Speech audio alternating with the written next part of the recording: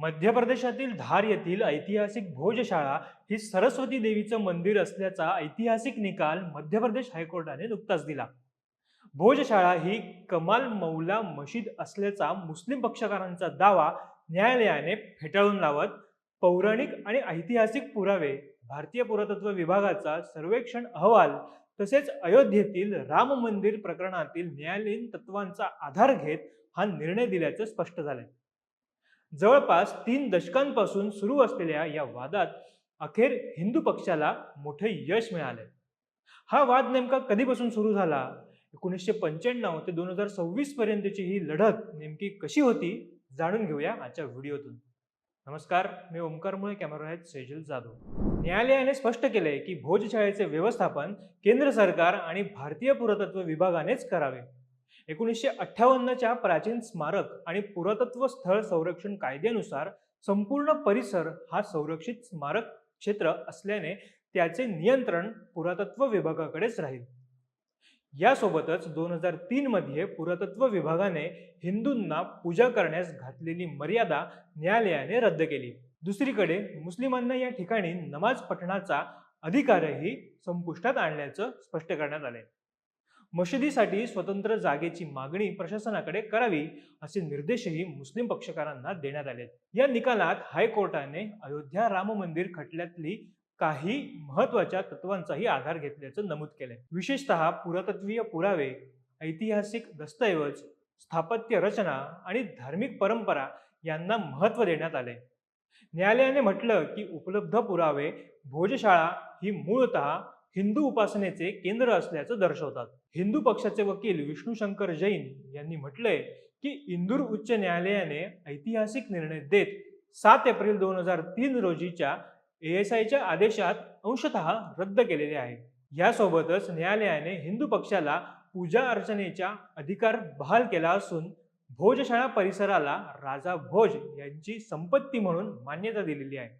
लंडनमधील एका संग्रहालयात ठेवण्यात आलेली आमची मूर्ती परत आणण्याच्या मागणी संदर्भात न्यायालयाने सरकारला या मागणीवर विचार करण्याचे निर्देश देखील दिलेले आहेत. तसेच मुस्लिम पक्षालाही या विषयावर सरकारसमोर आपली बाजू मांडण्याचे स्वतंत्र असल्याचे न्यायालयाने स्पष्ट केले. याशिवाय न्यायालयाने सरकारला मुस्लिम पक्षासाठी पर्यायी जमीन उपलब्ध करून देण्याबाबत विचार करण्यास सांगितले. न्यायालयाने आम्हाला पूजा अर्चना करण्याचा अधिकार दिला असून सरकारला त्या स्थळाच्या व्यवस्थापनावर देखरेख ठेवण्याचे निर्देशही दिलेत. ASIच्या पूर्वीचा आदेश ज्यामध्ये नमाज अदा करण्याचा अधिकार देण्यात आला होता तो पूर्णपणे रद्द करण्यात आलेला आहे. आता त्या ठिकाणी केवळ हिंदू पूजा अर्चनाच होणार आहे, असं विष्णू शंकर जैन यांनी म्हटलंय. हा निकाल संवेदनशील मानला जात असल्याने धार शहरात मोठा पोलीस बंदोबस्त तैनात करण्यात आला होता. कोणताही अनुचित प्रकार घडू नये यासाठी तब्बल 1200 पोलिसांची नियुक्ती करण्यात आली होती. राखीव पोलीस दल आणि शीघ्र कृती दलालाही सतर्क ठेवण्यात आलेलं. न्यायालयाचा निर्णय जाहीर होताच परिसरात तणावपूर्ण शांतता पाहायला मिळाली. 1995 पासूनचा संघर्ष पाहिल्यास महत्वाचे टप्पे कोणकोणते, तर 1995ला भोजशाळेत हिंदू आणि मुस्लिम पक्षांमध्ये वाद निर्माण झाला. त्यानंतर प्रशासनाने मंगळवारी पूजा आणि शुक्रवारी नमाज पठणाची परवानगी दिली होती.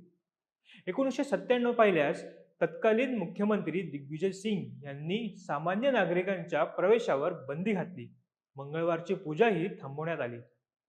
1997 नंतर हिंदूंना फक्त वसंत पंचमीला आणि मुस्लिमांना शुक्रवारी दुपारी 1 ते 3 या वेळेत नमाज पठणाची परवानगी देण्यात आली होती.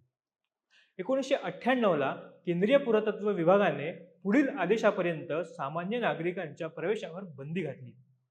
2002 दरम्यान रंजना अग्निहोत्री आणि हिंदू फ्रंट फॉर जस्टिस या संस्थेने पूर्ण अधिकारांसाठी हायकोर्टात याचिका दाखल केली. 2003 मध्ये मंगळवारी होणाऱ्या पूजेला पुन्हा परवानगी देण्यात आली आणि भोजशाळा पर्यटकांसाठी खुली करण्यात आली.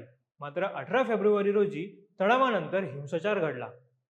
2013ला वसंत पंचमी आणि शुक्रवार एकाच दिवशी आल्याने पुन्हा तणाव निर्माण झाला. हिंदू संघटनांच्या आक्रमक आंदोलनानंतर पोलिसांना हवेत गोळीबार आणि लाठीचार्ज करावा लागला. 2016ला वसंत पंचमी आणि शुक्रवार पुन्हा एकत्र आल्याने तणाव वाढला.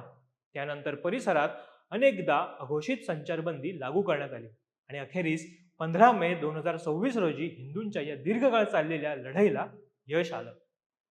व्हिडिओ कसा वाटला हे आम्हाला कमेंट करून नक्की कळवा. व्हिडिओ आवडल्यास आमच्या फेसबुक पेजला लाईक आणि युट्यूब चॅनलला सबस्क्राईब करायला विसरू नका. तुर्तास धन्यवाद.